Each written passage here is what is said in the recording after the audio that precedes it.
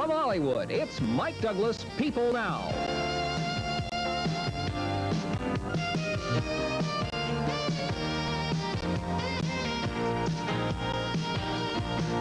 Now, here's Mike. Thank you, Dennis.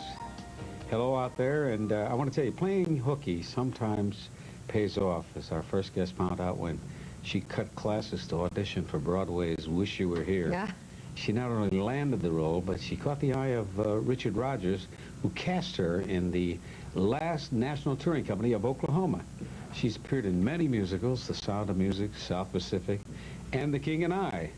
But TV audiences know her best as Carol Brady from the Brady Bunch. Here's Florence Henderson. Hi, Mike. It must be wonderful to look back and see those shows, and they're still playing, and they're playing to tremendous audiences. Yes. Can you figure that out? Because that show in first run, Florence, was not a smash. But now, in reruns, it's Yes, bigger I think than it's ever. the second most successful show in the world in syndication, next to I Love Lucy. And I think it's why those old musicals like South Pacific and Sound of Music, all of those shows work. I think you really care about the people. You care, or in Breaking Away, you care about those people. And to me, that's what entertainment is about. I mean, you have to root for somebody. And I think what fascinates me about that show, the critics always labeled that show as unrealistic. But I understand that you feel that there are a lot of Carol Bradys out there. I think there are a lot of Carol Bradys, and I have 4 children, and I've put a lot of input into the show, in dealing with children. And I think in some areas, it seems idealistic, because that's what we would all long for, is that a mother and a father can sit down and talk to a child and help them solve their problems, which a lot of parents don't want to take the time to do. So I think from that standpoint, it may seem idealistic. But I love doing this show. I miss it. But you know what you have done? You have done when we talk, when you do a talk show as long as I have, the subject comes How up. long is it? 21 years this December.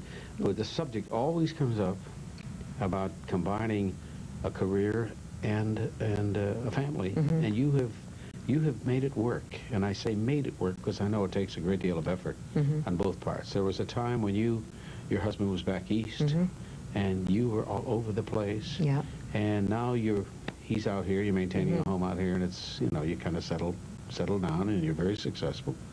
How did you manage all that, Florence? There must have been there had to be some rough times.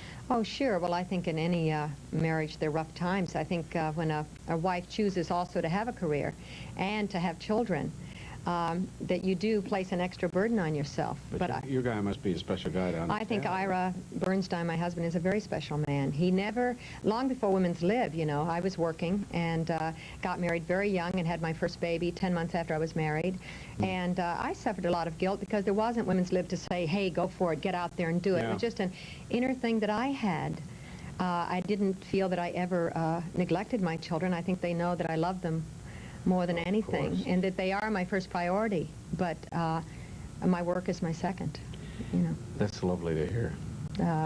If the Brady Bunch were in production right now, but we're going right now, do you think that they would deal with heavier issues like drugs and teenage sex and that sort of thing? Yes, I think they'd have to. Oh, sure. Because the kids, I think ABC felt very sorry they took that show off the air, and then they brought on another show called 8 is Enough, with our friend Dickie Van Patten. And that was sort of our show grown up. The kids were a little older. I think you'd have to, because I don't know if you could last now without dealing with the issues. Do you think people want to see reality on television? I think some people want to see reality, but I think there should be a little bit of fantasy and a little bit of things that make people feel good. I mean, my goodness, now more than ever. I mean, you just turn on television all the time, and your senses are assaulted. I mean, every day with the bombs going off, the pollution. I mean, sometimes I wonder how young people even want to get out of bed, or old people, or anyone. So I think to keep your optimism and your faith and your belief in things, you have to have. It's like reading an up book or listening to music, I just don't want to see violence all the time, and I don't want to, hear about the lady that's killing her kids and killing herself and beating everybody up. I know that exists, and I do a lot of work in that area too. But if you could read some of the mail I get from children, you'd know how important that show is. And also, psychologists and psychiatrists have told me that they use the show a lot in therapy.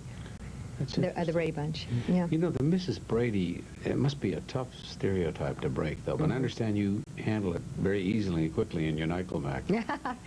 Well, You can't say those things here, though. there's so many facets to everyone's personality, I think. Sure. And people forget that I was playing a character. You know, I was playing Carol Brady, and that's a part of what I can do. But I sing and I dance and I tell funny stories. You do it all well. I try, thank you. But I fought that all my career, being put in a mold. You know, when I got my first big break and I did Fanny on Broadway, I got offered those roles all the time. And then you do something else, and then everybody wants you to play that role forever. So I've always tried to do things that stretched me as a performer and that gave me pleasure as well as the audience. We have to pause for a moment. We We're do? coming back with Florence Henderson. Then we have to sell something. All right? We'll be right back.